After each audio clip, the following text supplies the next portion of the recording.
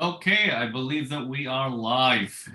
Hello, everyone. My name is Mark Blyth. I'm the director of the Rhodes Center for International Economics and Finance at the Watson Institute at Brown University.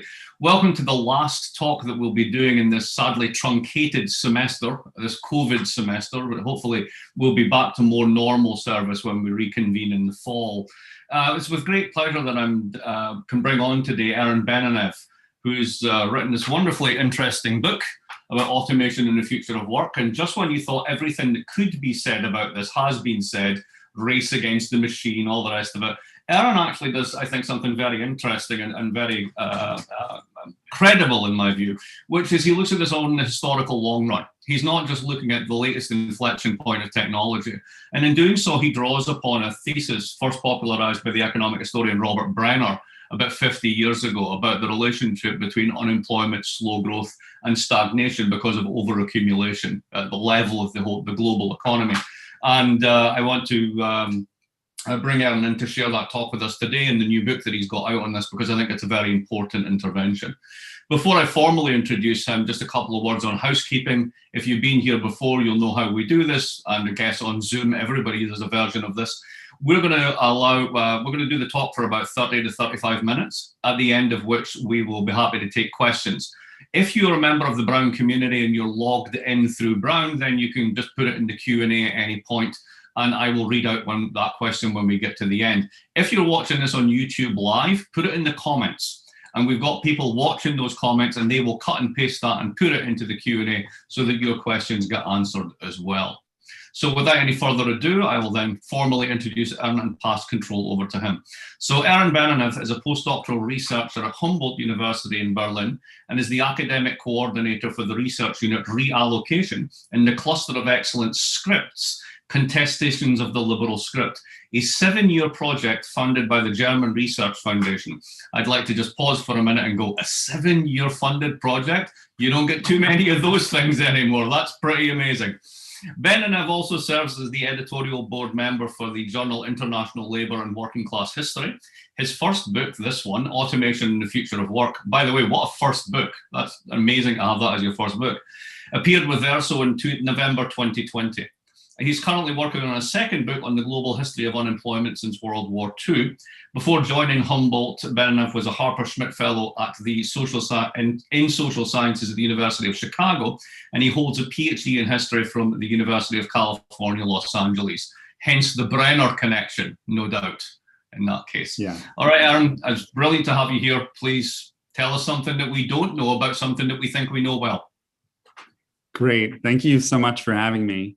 So I'm just going to share my slides here.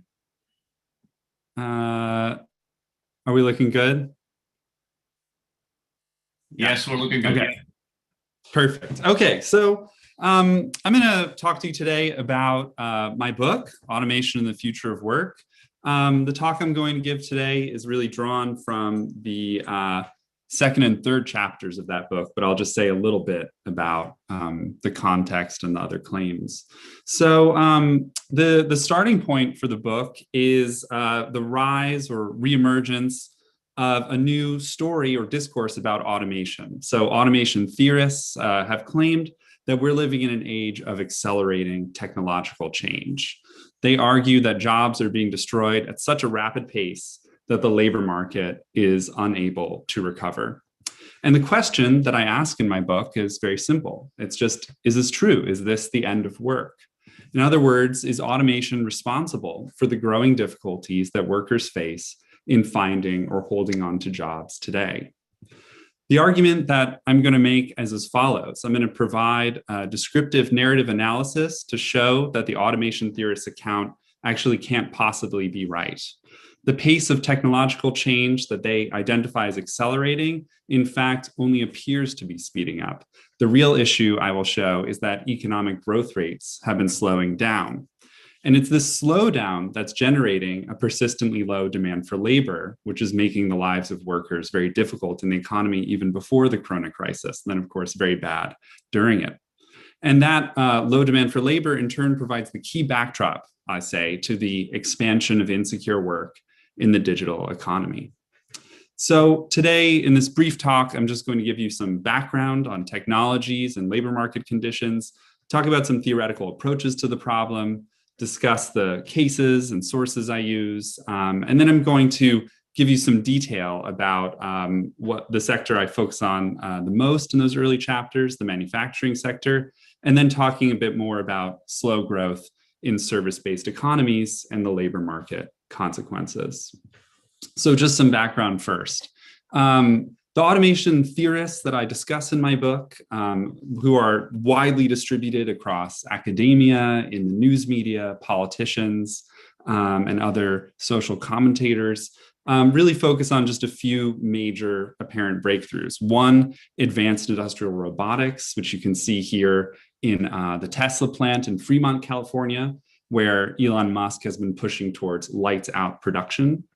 Alongside industrial robotics, of course, we have breakthroughs in machine learning, which some people think will push us towards a kind of new form of artificial general intelligence. And then alongside the rise of these more automating technologies, we also have another technology, which is less discussed in this literature, but very important for the digital economy. And that, of course, is the platform economy, like Uber, Lyft, Airbnb, TaskRabbit, and so on. Now, while these technologies have been coming online and transforming different parts of the economy, we've also seen a number of rather disturbing labor market trends. So on the one hand, we have here, this is for the United States, the so-called pattern of jobless recoveries. And what you can see in this graph, it's the length of time it takes for the labor market to recover after a recession, how long it takes for employment to recover its pre-recession peak. And what you can see is that after recessions in the 80s, the 90s, the early 2000s, and the later 2000s, the global financial crisis, it took longer and longer for the labor market to recover. And this is why people are very frightened about the consequences of corona-induced employment last year and this year. Now, this isn't only a story. The story of weak labor markets isn't only a story about unemployment, which is shown here, but also about underemployment, about the way that when people get jobs, many of the jobs that they've gotten have underpaid them in terms of wages, they've underemployed them in terms of the skills they've acquired, and offer worse working conditions. And we can kind of get an indication of this from looking at the so-called wages productivity gap. Now, you may have seen this graph before for the United States, a very famous graph of the divergence of productivity growth from wage growth. Less well known is that this is actually happening across the entire OECD, across all of the wealthy countries. We see a growing gap between wages and between productivity growth and average wage growth, as well as median wage growth. And that really suggests that for people in the bottom half of the labor market, they've seen really stagnating wages across many countries. So the question or a claim made by the automation theorists is that there's some deep connection between these technological innovations and labor market trends.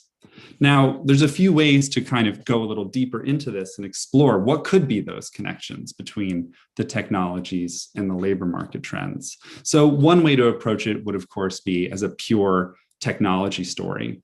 And there we might think about, kind of single axis with different technologies arrayed on it. On the one hand, technologies that augment human labor power. So those are technologies that don't replace workers, but make workers more productive. And then moving from the right-hand side to the left, we might think about automating technologies that really replace workers, right? And so as a pure technology story, we want to investigate to what extent are the contemporary technologies automating rather than augmenting in character.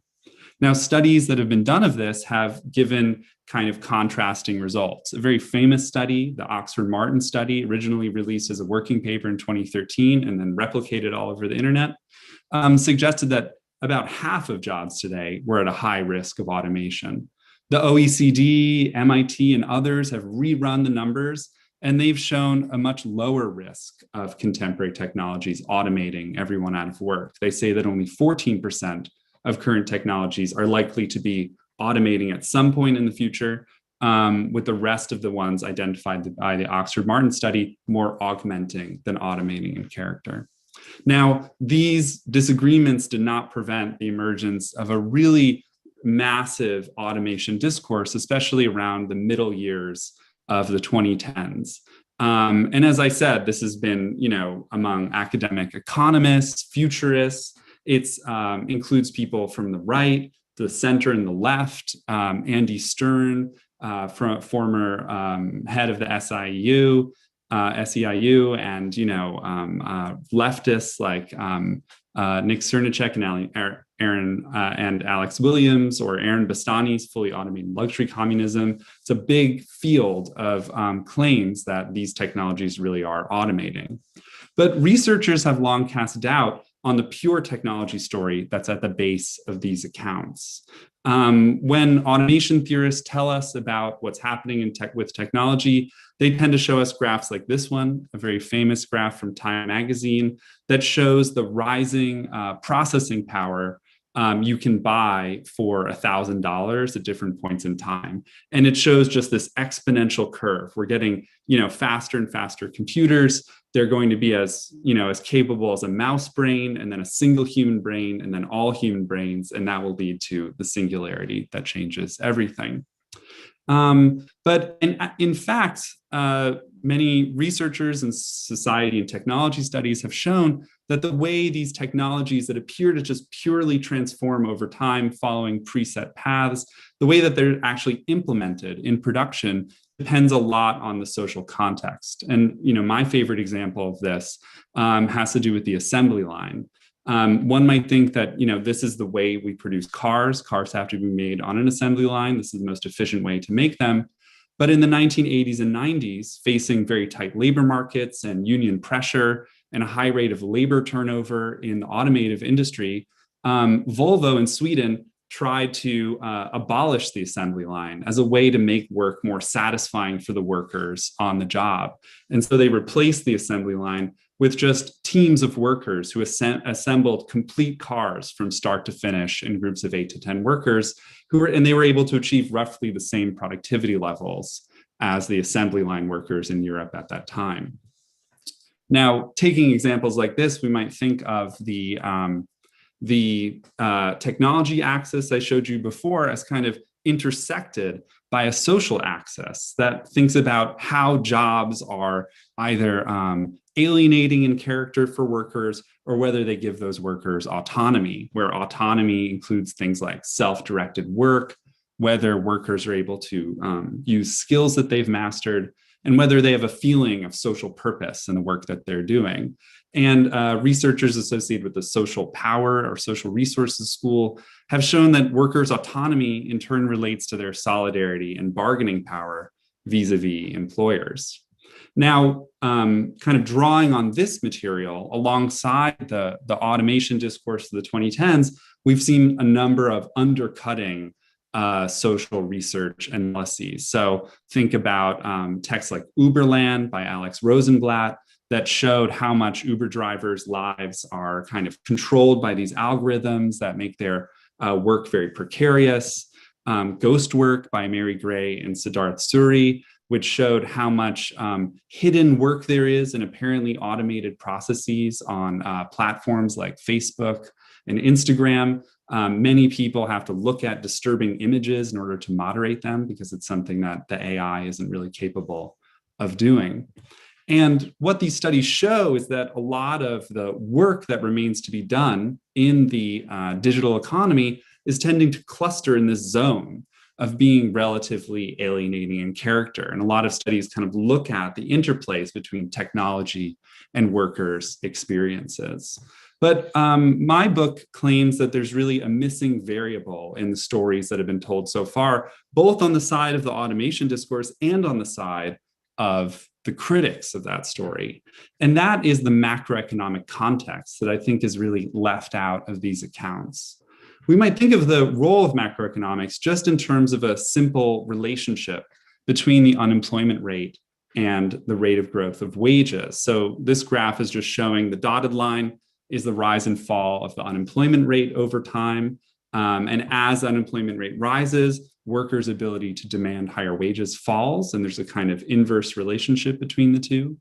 And we might think of these periods of low wage growth as also periods in which workers are giving up a whole range of other conditions at work, and their working lives are becoming a lot less satisfying. What you can't see in this relationship between wage growth and unemployment is that it's not just what changes over the course of the business cycle, it's what's changed over the course of many business cycles in turn. And this is the process that some economists have called secular stagnation. It's the tendency of economic growth rates on average to decline over the course of many business cycles, from the late 1960s, early 1970s down to the present. And that trend line there shows pretty significant fall in the rate of growth, from about 5% in the early 1960s to about 1.5% in the later 2010s. And that trend line doesn't actually even include the effects of the corona crisis, which would make that downward fall substantially worse. So the claim that I'm making is that this slowing growth, not accelerating technological change, is what is causing the low demand for labor, and that this low demand for labor is what encourages the digital economy to develop in ways that are deeply alienating for workers. Employers are just less likely to take workers' perspective into account in making investment decisions when workers are so hammered by the job market. Now, to go a little bit deeper into this story and to give you some examples which are drawn from my book, I'm just going to talk mostly here about 3 countries: the United States, Germany, and Japan. And that's because these are countries that are really at the technological frontier, right? This is where we would expect to see these automating processes happening most extensively. In the book, I look at a whole range of other countries outside of the core, medium and low-income countries like China, India, Brazil, South Africa, Mexico. I would be happy to talk about all of that material in questions and answers. So what I want to do first in going a little bit deeper into this material is to look at the manufacturing sector. And I do that for a number of reasons. One is that we have pretty good data about the extent to which automation technologies like industrial robots have been implemented into manufacturing. So this is a very common chart from the International Federation of Robots, which shows the number of installed robots per 1,000 workers in manufacturing. And you can see there, although they're not at the very forefront, Germany, Japan, the United States are pretty high up in the list of the most automated countries. One thing to note here is that East Asian countries like South Korea, Singapore, and Japan, and European countries like Germany, Sweden, and Denmark are actually more automated, as it were, by this metric than the United States is. That's going to be important for what I say later. Another reason to focus on industry first rather than services, although services are where most of the workers in the economy are in the high income countries, is that the story of the job apocalypse in manufacturing is a story about the past. It's already, deindustrialization has already happened, whereas many of the claims about the service sector are really forward-working future claims. So you can see in this graph that there have been waves of deindustrialization unfolding across the world since the late 1960s and early 70s. This is standardly measured as the share of manufacturing employment and total employment. And you can see in country after country that manufacturing employment shares decline. And then even in relatively poor countries that were just starting out in their industrialization, they too have deindustrialized, as they say, prematurely. So to look a little bit more and to test the claim, is automation technology responsible for this deindustrialization? I'm going to have to show you just a little bit of very simple math. And all you need to know is just 3 terms and their basic meaning in order to get what I'm talking about. So maybe for many of you, this might be much more of a refresher. I just look at 3 terms. Output is just measured in terms of real value added. It's just the size, the volume of production. So the growth of output is just the growth of the volume of manufacturing production. I talk about employment, which is here measured in terms of number of employees rather than hours worked. And I look at the ratio between output and and employment, which is productivity, output per worker. Now you might think to yourself, productivity seems like it'd be a pretty bad measure if what we're talking about is automation. because we're not talking about how productive workers are. We're talking about machines replacing workers. But the way they measure productivity statistics, they're not talking about what this individual worker does or contributes, but they're just talking about, on average, how much output is produced, with how many hours of work. And so even if half the workforce is replaced by machines and workers aren't really doing anything additional, that would show up as a major increase in productivity, because it would mean that those fewer workers are producing much more output. There's a stylized relationship between these concepts that I use in my work, and it's just that the rate of growth of output is equal to the rate of growth of employment plus the rate of growth of productivity. Now, that's pretty hard to hold in your mind, so I'm going to give you just a few representative examples to explain what I mean, and this is really kind of the core of the story. So another way of writing that would be that the rate of growth of output minus the rate of growth of productivity equals the rate of growth of employment. And it's pretty intuitive, actually, what this means. So imagine we're talking about a car factory that has increased its output, so the volume of cars that it produces, the number of cars, by 3% a year in a given period of time. And in that time, productivity didn't grow at all. Well, that means that in order to produce that 3% growth of output, you would need 3% more people working in the factory. So 3 minus 0 equals 3. On the other hand, think about the same car factory still producing 3% more cars per year, but now the productivity of each worker in that factory has grown by 3%. Well, in that case, the existing workforce can be responsible for all of this additional output. So 3 minus 3 equals 0. I hope that's clear enough. Here's what's actually happening in the manufacturing sector in the United States. Output has been growing for some time at about 1% per year, and productivity has been growing at 3% per year. So 1 minus 3 is negative 2. That means that employment has been declining at a steady rate, or actually more cyclically, but at an average pace of 2% per year. That's a pretty extreme decline in employment. And this information is basically why the automation theorists are saying, look, this is a productivity-driven story. This is about high productivity growth resulting in us being able to produce more and more stuff with fewer and fewer workers. So that's the claim. But if you kind of zoom out and look at the same information in a longer term historical perspective, what you can see is that over the long term, and here that's that same information, but now going back to the 1950s, that middle bar, the productivity growth rate, doesn't really change very much at all. What's really happening instead is that output growth is falling. It's the rate of output growth that, as it falls over time, is resulting in more and more decline in manufacturing employment.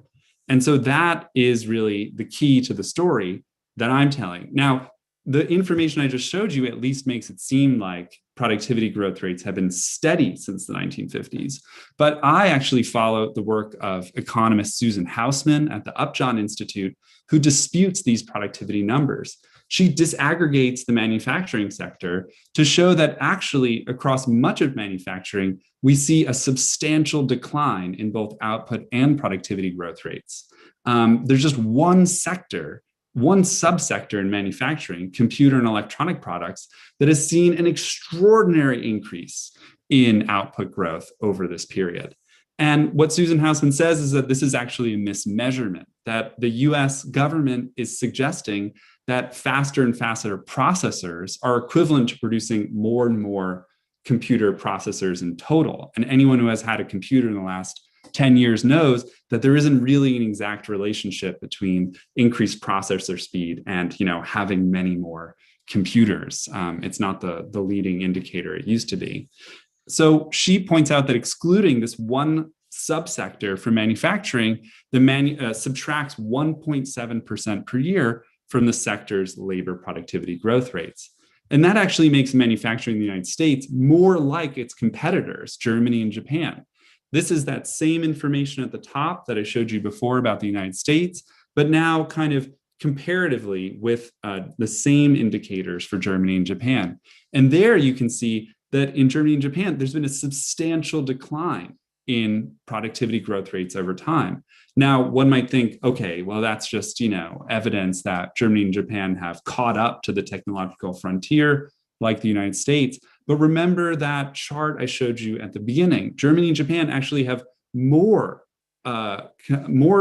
robots installed in manufacturing sector firms than the United States does. And yet we see the same pattern of a decline over time, a pretty substantial decline in productivity growth rates. So what's driving the loss of employment in manufacturing in Germany and Japan? Well, it's the same process of a substantial decline in output growth rates. It's a slowdown in the rate at which manufacturing expands. Now, note here, this isn't fully true in Germany, where I happen to be located right now, because since the turn of the millennium, the German manufacturing export engine has really recovered substantially on the back of much lower wages in the manufacturing sector. And that has turned up the output growth rate in Germany in the past 20 years. That will be important a little bit later. I'm going to come back to that.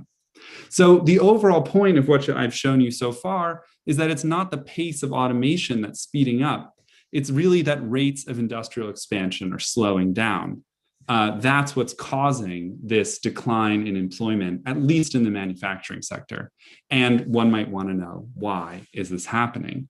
Well, in the book, I talk a little bit about different ideas about what could be driving this output-led deindustrialization. So I talk about the automation story, the speed of technological change story, which I've explained why it doesn't work. I talk a little bit about stories that focus on the evolution of demand, the idea that demand is shifting from manufacturing to services. I talk a lot about globalization and international trade as a story. And I think you could also talk about demographic factors, especially in the global South, where over this period, the labor force has been growing pretty rapidly. What I want to talk to you about here and what I really focus on in the book is the third of these, the globalization international trade story.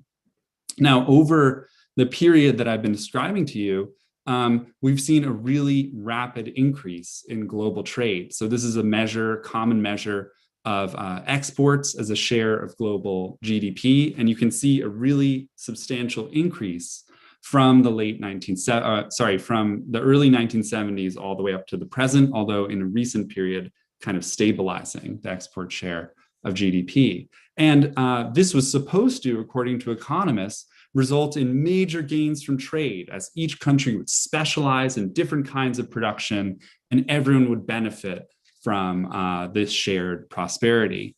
But what we actually see over this period is not a radical increase in rates of manufacturing output growth across the world, or even a stable rate of manufacturing output growth.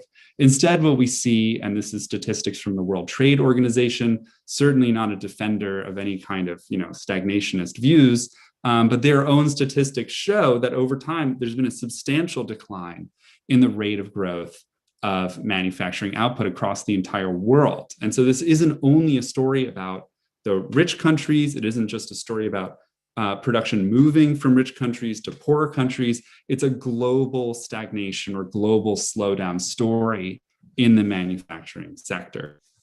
So what's going on here? Well, following economic historian Robert Brenner, as Mark mentioned, I say that globalization generated many more trade redundancies than trade complementarities. So companies were producing the same sorts of goods and competing in ever more oversupplied markets as a result. And as industrial overcapacity increased on the global scale, that in turn drove down rates of investment. It meant that output was expanding more slowly, even though companies really had to compete in productivity terms. And that's really the driving force behind both output-led deindustrialization and the corresponding loss of manufacturing jobs, and also explains why it's affected even many poorer countries. So even countries like India and China have been deindustrializing since the early 2010s. And in fact, according to the UN, the entire world has been deindustrializing as a whole since that time. Now, in a lot of ways, the story I've told you so far is just focused on manufacturing. And one could think of it as a pretty standard story that what I'm saying is I'm talking about the running down of the industrial growth engine that's been associated then with the transition from an industrial to a service-based economy. And the question is, are services going to see this radical automation that I've shown you hasn't really been happening in industry? So now I'm going to consider the services case. And basically, what is less frequently mentioned when talking about the growth of the service economy is that it's been associated, one, with a substantial slowdown, not an increase in productivity growth rates, a corresponding major slowdown in economic growth rates, and as a result, a persistently low demand for labor over this period. Just to give you a little sense of what I'm saying about this, we could just look at those same statistics of output, productivity, and employment growth that I showed you earlier with regard to the manufacturing sector. So here you see just from 1950 to 79, that during the heyday of the industrial economy, productivity growth in core industries was fast, right? So we had a fast growing productivity growth in industry, but output growth was even faster. And that resulted in steady job creation because output growth was faster than productivity growth. So it meant that jobs expanded. Today, and for quite some time now, the economy has been selecting these high productivity growth jobs in manufacturing for steady employment losses. Meanwhile, in the service sector, which was supposed to replace manufacturing as a growth driver, what we see is that output has also been growing at a slower pace than before, but productivity growth is even slower than before. So this sector is adding jobs, but the economy in expanding into services has been selecting low productivity growth jobs for steady expansion. What we see across both the USA or across all three of the USA, Germany, and Japan is not a recent increase in productivity growth in services associated with any radical entry of new automation technologies into the sector, but rather a very significant slowdown in average productivity growth rates across all three economies, extremely significant as these countries have seen a shift from manufacturing to services. So, and as that's happened, because productivity growth is a major component of overall output growth, we've seen a really substantial decline as well in rates of overall output or GDP. And here you can just see that, on the left-hand side, MVA, that's the rate of growth of manufacturing, the manufacturing sector. As it's declined, so too has overall GDP growth rates. And note, as I mentioned before, that since 2000, the German export machine has recovered to some extent, but we don't really see evidence of that as much in the overall economy because over this period, manufacturing has itself become a much smaller sector of the economy. So it's had less of an effect. And therefore, we see this long-term trend of secular stagnation. And the result of this, as I mentioned before, a persistently low demand for labor, as indicated, for example, in higher average unemployment rates in the United States, as well as all the other phenomena that I mentioned earlier, underemployment, workers getting jobs with lower wages than before, workers not using the skills that they've acquired, and so on. Now, in a slow-growing economy, as I suggested earlier, workers face a low demand for their labor. But in the book, in later chapters, I talk about who and how experiences that differs really substantially across countries.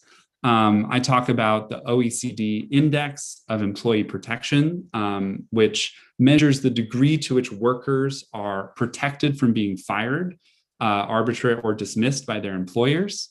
And it's just an index that ranges from 0 to 6, and it rates countries on how protected workers are from dismissal. And you can kind of see here that the United States has the lowest rate, really incredibly low rates of protection for workers. And what that means is that as the economy has grown more slowly and as average unemployment rates have risen, workers across the economy have just felt substantially more insecure. In countries like Japan and Germany, as well as Italy and France, workers who have permanent jobs tend to be much more protected from dismissal. So even though unemployment is high, workers who already have secure jobs tend not to see as many consequences for that. They can still fight for higher wages. And in those countries, instead of generalized or widespread insecurity, what we see is insecurity that's really focused in a precarious, insecurely employed sector that's legally segregated into temporary and fixed contract jobs. Now, just to summarize what I've said very quickly, is this the end of work? Is the automation story true? No, the pace of technologically induced job destruction is not actually speeding up, as those theorists suggest. In reality, economic growth rates are slowing down, and that's reduced the rate at which new jobs are being created. And it's this lack of job creation rather than an acceleration in the pace of job destruction that is at fault for labor market slack. This resulting low demand for labor provides a fundamental backdrop to the expanding digital economy. It reduces workers' bargaining power vis-a-vis employers. It affects the costs and benefits of firms' investment decisions and really frees them from having to care very much about their workers. And the result is that workers end up with little say in how digital work processes are structured. In the book, I go on from that analysis to talk a lot about the conditions of the global workforce outside of the core countries, especially looking at informal employment. And I consider a range of different alternative hypotheses about how to get out of stagnation. So I talk about the preferred story of the automation theorists, which is, of course, universal basic income. I talk about the idea of Keynesian, turning as we are perhaps now in the United States toward a more substantial Keynesian demand management. I talk about neoliberal structural adjustment and the effects that's had. And I also propose a radical alternative for how we might respond to living in an age of secular stagnation. That's kind of more flighty and utopian in nature, though I will defend it if you want to hear about it. So thank you so much for listening to me, and I'm really excited to hear what you have to ask or your comments. Great, thank you very much for that. I'm right on time, which is fabulous. I've actually got many questions I'd love to ask myself, but we have 3 in the Q&A and more will probably arrive. So we're going to do a podcast later, which I hope that you will all listen to when it's up in about a week's time. In the meantime, I'm going to jump straight to the Q&A. So the first question we've got here comes from, excuse me if I mispronounce, Ture Marte. What is your take on artificial intelligence in service and retail industries, knowing a lot of people will come out of the pandemic who with an increased liking for face-to-face interaction? So how about some post-pandemic prognostication? Great. Yeah. I mean, So when I was writing the book, I was really looking for examples of companies that were responding to the Corona crisis by investing massively in robots and AI and so on. And the one really big example I found was Walmart, which said, hey, we're going to invest massively in robots to respond to this crisis. And what was amazing is that by the time, between the time I finished the book manuscript and it went to press, Walmart actually quietly released a statement saying they had actually decided not to do that and to pull back on their investment in robots. And in general, I think that's probably likely to be what a lot of companies are going to do.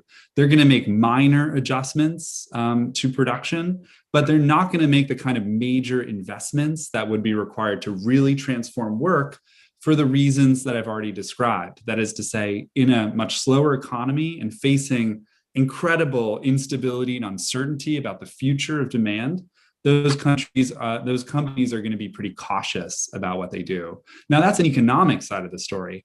More recently, I've been looking a lot into the technical side, in which I have a lot less expertise. And for those who are interested, I really recommend a book by Gary Marcus called Rebooting AI that talks about the limits of current machine learning programming. There was this idea that the kinds of programs, the machine learning and deep learning and neural networks, that they're getting more and more accurate, and that with more processing power, they'll close the gap with human beings and really be able to replace human labor. Increasingly, Gary Marcus was an early critic of this, but increasingly researchers at Google and MIT are also admitting that the idea that you can get machine learning to be functionally human in intelligence just with more processing power just isn't true. And what that means is that there's going to be a lot of roles for human beings in production for a very long time. We don't really know how to replace human beings with AI, and nothing we're doing right now suggests that it's around the corner. Great, thanks for that. Next question. Colin Haller asks, is the demand decline in any way correlated to the austerity bias we have historically seen in government spending? So in other words, if you basically got rid of the austerity bias and went on a big spending spree, which is what we seem to be doing now, is this actually going to change those fundamental relationships that you point to? You know, I am really interested to find out. You know, I mean, I think it's an incredibly interesting moment. We are seeing a really dramatic change in spending and a kind of rejection of the debt break, as it were, as they call it in Germany, or the constraints of the debt. And I think it'll be really interesting to see what happens. So, you know, my account would suggest that in the end, you'll obviously get a big bump from that, but that bump won't be long lasting in character unless you really see a dramatic change in the international economic environment. So, as an example, in the late 1980s, American companies started to see a real bump, both through massive military Keynesian spending by the Reagan government, as well as a fall in the value of the dollar and real compression of workers' wages. And yet it took a very long time before companies responded to that with major investments. And you did see a real bump in growth in the early 1990s, but then changes in the global market conditions that really negatively impacted US companies' international competitiveness result in a really massive drop in investment again. And that's how we got the bubble economies and so on. So I think it's going to take more than that to get out of this condition, that we really are stuck in a kind of long-term secular stagnation that has a kind of structural basis. But I am so excited to see what happens with the change in policy right now, what effect that could have. Cool. We've got tons of questions, and I'm just going to ask them all in the podcast. So you will get all of your questions asked because they're really good. Okay. Katja Kleinberg's got a really good one and piggybacks on what Colin just asked, which is, are there baseline differences in the potential for productivity growth across sectors? All right. And if so, to what extent are they inherent or are they a product of policy making? So it's not just a question of, we spend more, you get more demand, that solves your overaccumulation problem. Are there specific sectors you're going to get more bang for your buck? And can we do something about that to solve the jobs crisis? Yeah, that's a great question. Yeah, so I am a big proponent of the idea that there are major differences in growth potentials across sectors. I'm really drawing on the work of William Baumol, who used to be the head of the American Economics Association, really interesting thinker. Check out his work on the Baumol cost disease. He suggests it's not an inherent relationship necessarily, but it's a long-term kind of observed relationship that manufacturing sectors, because they are industrialized. And we saw this also in agriculture in the mid-20th century. The massive industrialization of agriculture overcame long-term impediments to productivity growth in that sphere. Industrializing is a way to produce sustained, dramatic and dynamic changes in productivity. And that's been the major source of growth in countries that are developed over the 19th and 20th centuries. The service sector seems to have a real impediment to that kind of change, precisely because services tend not to be amenable to industrializing. Of course, we've seen some services that look more like industry, like think about McDonald's to some extent, or the new Amazon warehouses. But in general, services have proven resistant to that kind of industrialization. And as a result, they've had endemically slow productivity growth over time. And so part of what I'm saying is that marks a kind of structural limit on our ability to solve what are ultimately social and distributional problems through pushing up economic growth rates. Right. 2 people on the brown list and 2 people on the outside list coming from YouTube Live are basically asking, oh, come on, tell us something more about solutions. And you've started that. So let's get into that a little bit more. Tony Leveris, if I understand you right, secular stagnation is largely here to stay. So do say something about your utopian strategy. And similarly, Lila Rodenbeck says, what's your proposal to solve the question of the low demand for labor? Jumping over here, someone has basically said, was it now Jameson Boyd? I really enjoyed the book. I really enjoyed your criticism of UBI. So can you take us on a little tour? What's your critique of UBI, Universal Basic Income, and what do you think would work instead? Yeah. Well, whenever I talk about UBI, I talk about why I think it's so appealing first, because I think it is a really interesting proposal. And the reason why it's so appealing, especially in a place like the United States, is because we have a long history of means testing our benefits for welfare. And that's a product of, the racist organization of the US state and the US welfare state, as well as just a long history of kind of anti-poor welfare programs. And so, means testing means that people who are already suffering have to suffer even more and go through a lot of complicated process to get benefits. Universal benefits are different than that because they're just provided basically to everyone, or everyone who asks can access them without difficulty. And that would be a major change for poor people. And in general, giving poor people more stuff is going to be a good thing compared to giving them nothing. The question is whether, increasing UBI will solve a lot of these problems. And my claim is that it won't, for the same reasons that affect other kinds of welfare programs. So we've lived in a long era of slowing growth, and that means that states have really faced a lot of pressure around providing services. That's become very contentious to increase services when the economy is growing more slowly. And that, of course, has really terrible expressions like austerity regimes. And as a result of this, I don't think UBI is likely to be implemented in the really expansive sense that people in the center left and left want. It's much more likely, if it is implemented, to look like a right-wing version where it replaces existing welfare programs and it remains at a low level. And it tends to kind of be a support for companies that want to employ people in really precarious and exploitative ways, rather than as a support for workers demanding higher incomes and higher wages. So that's my immediate take on UBI. As for alternatives to that, I really think that what we need, on the one hand, is to think about how we just need to work less. So we have to reduce and transform the work that people are doing and share the kinds of meaningful work that there is to be done in the economy, and for everyone to work less. That in itself, alongside empowering workers, however, won't be enough. We really have to change the character of how we do investment in this country and what the basis is of investment and who controls the investment function. So here, I think in some ways there's a kind of, you could think of a spectrum of thinkers, from radical Keynesians who think, look, we can't simply see government spending as a way to support private investment. The government has to get into the driver's seat. We need to have a public investment-driven economy.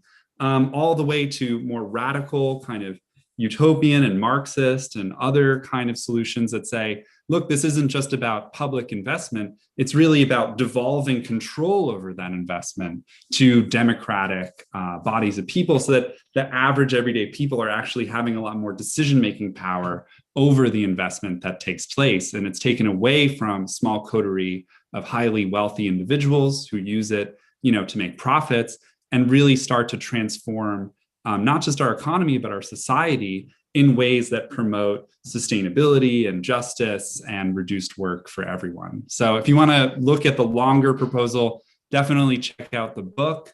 And also I have an article in Logic magazine with the very kind of, with the title, How to Make a Pencil. So we've got a few minutes left. I'm going to pile a bunch of questions together. Oddly, three of them I'll go fit together perfectly, right? So treat this as one, right? Although there's different aspects. So the first one is Josh Price. Hi, Josh. Thanks to Ern, we'll definitely read the book. How compelling do you find these two accounts as part of the story of productivity slowdown and even greater output slowdown? Number one, Robert Gordon, right, on the specialness of the 20th century. And then the sort of more sociological critique of financialization, which basically leads to sort of profits and rents without any actual production. So first of all, there's that. Eric Piner asks a slightly different version of this, which is the following. It's about the Brenner overcapacity argument, which is at the base of all of this. If it's really about overcapacity as opposed to insufficient demand, would not a great number of firms have relocated their production not to be redundant at either some point in the 40 years since the 1970s, 80s, trying to obviate the overcapacity problem? The problem seems to be more that they can't, because globally there's no consumption to match the production. So it's not, in a sense, there's a supply side bias to your analysis, in that you take the overaccumulation as the problem, but there is a demand side solution. And then Thomas Slate throws right in very quickly on that one. To what extent is the downward pressure on wages simply strangled potential consumption growth? So Robert Gordon, financialization, and isn't it just demand? That's really where we are. Yeah, great. Okay, I'll try to be brief with those. So I find the Robert Gordon story really interesting, but he's weirdly, to me, he's like the inverse of the automation theorists, right? He's just looking at it as a pure technology story. In my view, it's really a story about economic conditions and investment, and where, whether firms are actually doing investment. There's a Caldor growth law called Verdorn's law, which says that the higher the rate of output growth, the higher the rate of productivity growth. And I think that's probably the way this relationship goes. That is to say, if we saw much more investment, we would see more productivity growth. It's not just a story about technological rundown. On the financialization story, I guess I'm, maybe in the minority, but a strong minority that says that financialization is much more an effect of the lack of investment opportunities than a cause. That as those opportunities are drying up, a lot more money is remaining, a lot more investment, a lot of savings is remaining in more liquid forms in financial assets and contributing to financial instability. But getting out of that situation isn't just about strangling finance, although I do think that we should take away a lot of that money and, really increase equality, but that's not the core of the story. Now, what is the core? Is it a supply side story or a demand side story? Wouldn't it be the case that if companies were experiencing this constraint of overcapacity, that they would sort of get out of industry? And I think there are limits to Bob's account. I don't follow it exactly as he did in the Economics of Global Turbulence book. In part, that's because I think that on the one hand, as Bob did later, stressed in later books, it's not just a story about overcapacity in the existing industries. It's also a story about the massive replication of technological capacities across the world. So even though basically companies have been leaving overcapacitated or oversupplied lines in the US, we've seen massive entry into those lines, right? First by Japan, and then South Korea, and then China, now Vietnam and Bangladesh and India and so on. So there's massive entry, and that's just clogging up manufacturing. And that applies not just to old lines of production like TVs, but even very new lines of production like LCD screens and computer chips are massively oversupplied through this major entry, as much as older and more traditional lines like auto. At the same time, I think Bob neglects the extent to which industrialization itself is industry is itself a really unique sector. And what we've seen is a lot of movement into services and other sectors of the economy that just can't generate, even though they're protected from international trade dynamics, they are incapable of generating rapid growth. And that's also why I just think that if you combine the Brenner story and the Baumol story, you have a more complete account of the kind of supply side structural dynamics that are limiting what's going on in the economy. That is not to say, though, that the demand story isn't fundamentally important. It's very true that as we've seen the slowdown, and as companies everywhere have responded to increased competition by hammering their workers and reducing not just rates of investment, but holding down wages, we've definitely seen demand side gaps, and that is further reducing the potential growth rate of the economy.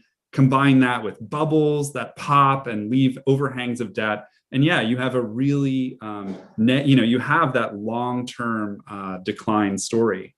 Whether we'll get out of it with major spending like we're seeing now, I think is a really interesting question. And my focus, I'm skeptical that it will happen, but whatever happens, I think the real thing that we need to focus on is thinking about how to democratize control and how to involve many more people in decisions about what kind of investments take place. We've got 3 minutes left and so many questions, which is totally unfortunate. There's a couple of people that have been pushing this angle, and I'm just going to throw this out because I'm not sure it's fair to have expected to have that many thoughts on this one. As the price of carbon goes up, costs go up, investment will go down. Is there a kind of a trap here that we fall into, that basically the transition to the post-carbon economy itself becomes productivity minus? That do we get? So there's another way that we can have secular stagnation. It's not just the fact that we need to do this transit, that as the carbon price goes up, basically firms are going to get even more hammered on profits, and it's going to make the situation even more complex. Any thoughts on that in closing? Yeah, no, I think that there are a lot of reasons. Look, we need to transition away from the fossil fuel economy. The idea that we're going to be able to do that and sustain or recover high rates of growth and in the kind of most optimistic version of the Green New Deal, I just don't think that that is likely, basically for the reason you suggested, that fossil fuel was a fundamental part of the rapid growth economy. But that just means that we need to face more clearly the political struggles and conflicts that rapid growth has hidden in an earlier era, and that the absence of growth has really brought to the fore. Those struggles over the character of what we produce, over how much people work and how much they're subservient to their employers. All of those questions, those are the questions that we're forced to deal with because of secular stagnation. And I'll just emphasize that what I like about the automation theorists is precisely that they're looking at this and trying, in the face of the kind of, pessimism of that situation, to give a really optimistic story about our future as a species. Now, they find their optimism in a tendency in technology. And my account is that we can find that optimism instead in our capacity to reorganize society in a way that really leads to people working less, having a lot more say over their futures, and in which slower aggregate growth on the whole does not lead to really negative outcomes for people's lives and make them deeply insecure in their work. So that's my closing pitch. That's a great closer, and it's exactly what I'm going to pick up on the podcast in a little while with you, because it's exactly the area we need to press on. How do we actually make that happen for everyone? All right, well, I want to thank everyone for joining us today. It's been a great conversation. I was immediately told by Hayden, who actually runs the Rhodes Center, that you're in fact not the last person that we have giving a talk, because we have some specialist workshops coming in and they have a public talk associated with them. Do check out our website for details of that, and also check my Twitter feed, mkblythe at Twitter, and you'll get the details there. But again, thank